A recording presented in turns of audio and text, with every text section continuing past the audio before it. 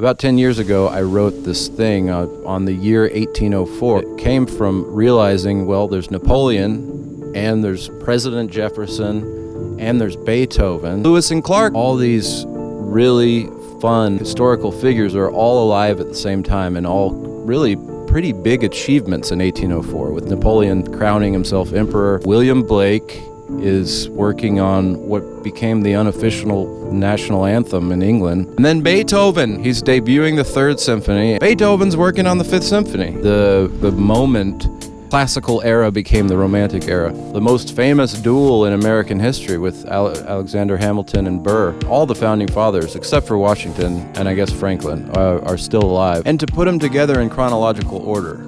So these events actually happened in this order in the year 1804. I have the entire year to go all across the Western Hemisphere. I don't go much into what's happening in the East or Africa or Australia or anything. It's just a profound love of a certain time period on the Americas and Europe. So here we are. It's Time Machine 1804.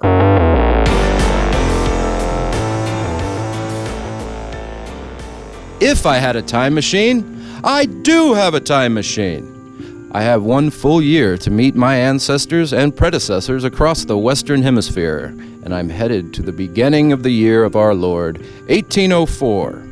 I want to visit Thomas Jefferson, Thomas Paine, Beethoven, William Blake, Napoleon Bonaparte, but along my journey I will witness many births and meet many more of my heroes. I'm the billionth person currently alive on planet Earth. It's a leap year, and there's a lot to do. I start off in Germany with some blueprints and to load up on the first morphine ever made. I convinced Sir Turner to name it Awesome Sauce, and it remains decriminalized into the 21st century. High five! Since I'm already in Germany, I head over to Königsberg to visit Immanuel Kant on his deathbed. As he mutters, "It is good," I tell him appropriately, "That's irrational." We do hand slaps, he dies, and I head to the States. I'm headed to Nashville, Tennessee to visit Old Hickory. As soon as he acquires the Hermitage, I immediately burn it to the ground, free all his slaves, and shoot Andrew Jackson twice in the head, thus preeminently ending the Trail of Tears, Jacksonian demigod status, and Jacksonian Democracy, as we'll never know it. Effectively, Van Buren and Polk become anonymous as well, allowing the Whigs to control the White House in the post-founding father America. Slavery is abolished peacefully, and Native Americans get to stay.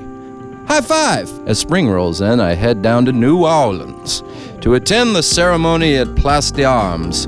I don't know how to fucking pronounce that. Commemorating the transfer of the Louisiana Purchase. I then ride up to St. Louis to give Lewis and Clarke farewell high fives before their trip to Oregon. End of May, I'm headed to Boston. I gotta give props to my man, Ralph Waldo Emerson. It's his first birthday. Transcendental high fives, little man.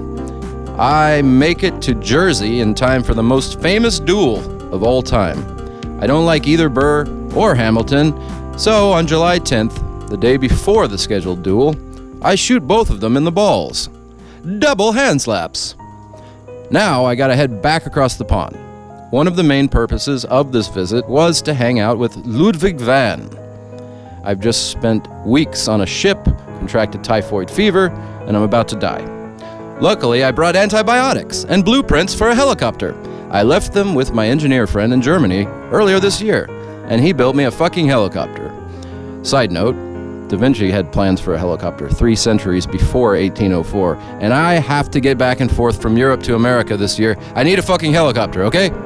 So, I'm finally in Vienna to witness the first private performance of Beethoven's Eroica, or Bonaparte, or Third Symphony. I'm too afraid of interrupting history here, so I simply watch in awe. I'm really here to witness the mad genius begin work on Symphony No. 5. I'm curious what he's thinking and how he works, but I remain at a close distance, not wanting to tamper with the progression of the aesthetic universe, the Romantic era. This man is single-handedly creating it. High No. 5. From Vienna to July in Paris, I witnessed Chopin's future lover George Sand being born. I make it back to Massachusetts to see the birth of Nathaniel Hawthorne. While in Massachusetts, I visit John Adams in his retirement at Peacefield. Congress amended the Constitution this year because of the confusion of the last presidential election, in which poor old Adams lost by a hair and disappeared in the night. I pose as a hired hand and spend a week working with Adams on the farm. He refuses to discuss politics, but I enjoy his company nonetheless. In Hillsborough, New Hampshire, the most depressing president of all time, Franklin Pierce, is being born. I tell his parents if he gets into politics, he's going to be a pushover. Toughen that little bastard up. Put the fear of trains in his future family, too. The journey wouldn't be complete without visiting the founder of founders, Mr. Thomas Paine, on his farm in New Rochelle, New York. After his imprisonment in France, he's retired to the States to live a life of reclusion, shunned by the country he founded. He will remain obscure into the 21st century. Perhaps in the 22nd century, people will begin to appreciate his contributions to humanity. The pious, callow nation that adored him before the revolution hasn't been able to keep up with his progress through Age of Reason, a book written 300 years before its time. Federalists still hate him for common sense, and then Letter to Washington compounded that hatred.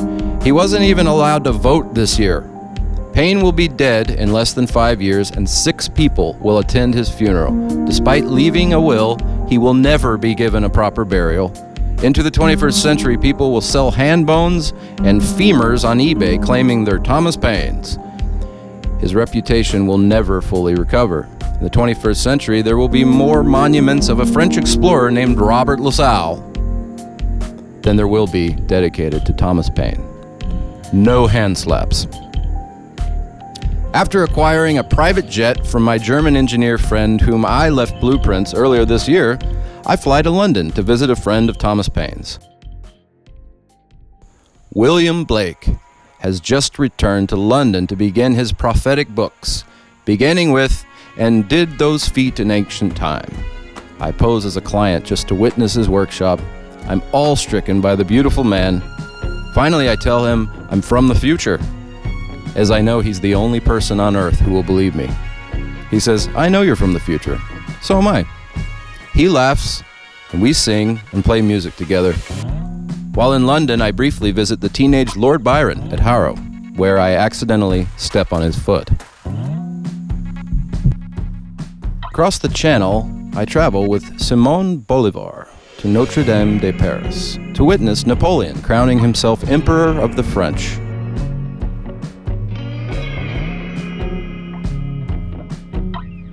Try to warn Napoleon not to fuck with the Russians, but he won't listen. He orders to have me guillotined. I pull a flashlight out, flip it on and off, convince him I'm a god, and they let me go. High five, Josephine! I have less than 24 hours to get back to the States to cast my vote for Thomas Jefferson. Not that he needs my support. This will be the biggest landslide victory in U.S. presidential history. Night of his victory, White House doors open to the public. Jefferson and I smoke opium from his garden and discuss the future. He says, it'll take 100 generations to fill the West. And I mumble to myself, yeah, or just 3.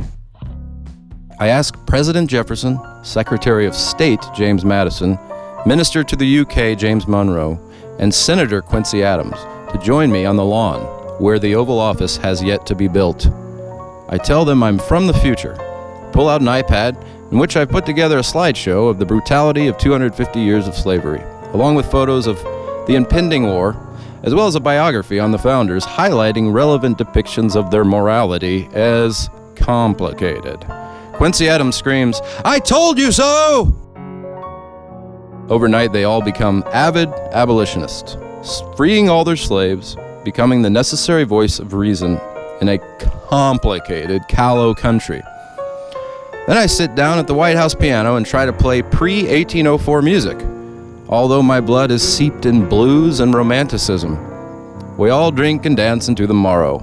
I can't help but wonder what will become of music without African American oppression. It boggles the mind to ponder such suffering in its poignant relation to creation. Could there even be blues or jazz or rock or R&B, funk, soul, hip-hop? what will become of music? Spend the rest of December as a Heyoka with the Mandan people and Lewis and Clarke's court in what would become North Dakota. New Year's Eve, I go off into the woods alone and dissipate in time and space.